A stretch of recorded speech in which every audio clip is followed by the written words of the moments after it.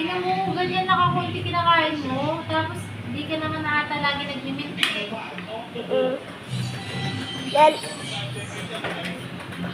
Isang beses na lang siya nagagatas, di ba?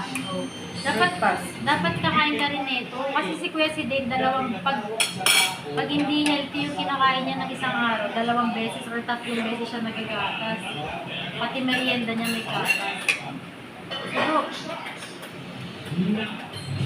dila na. Wag kang tubig ng tubig, susuka ka. Oh. Nuggets. Biga. Sabay mo to. Sabay mo kasi yun sa mouth mo. Subo pa. Biga. Ay. Biga. Magkabay mo ito lang ko. Ba't umiiwas ka sa akin? Ah.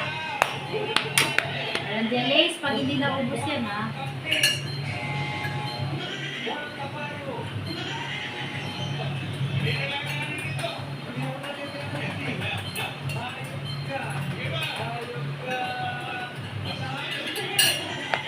Nakalimutan ko magdala ng ano? Yung ano? Tita, subuan mo. Tita, subuan mo.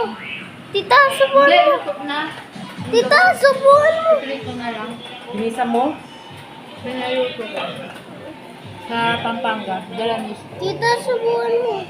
Nagpadala kasi ako kay Store sa bahay nila. Tita, subuan mo.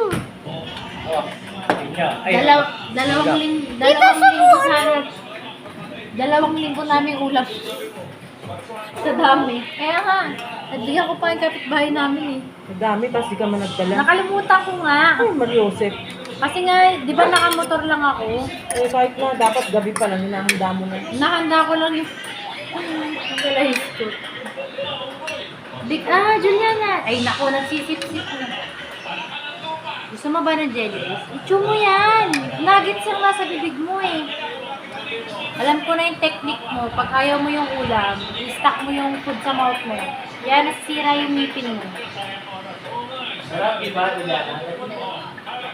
Hindi ka lang, hindi ka lang ganyan na maliit. Drink a water para Si Dave mawala. buti hindi ganyan. Drink a water. Nagsisip-sip.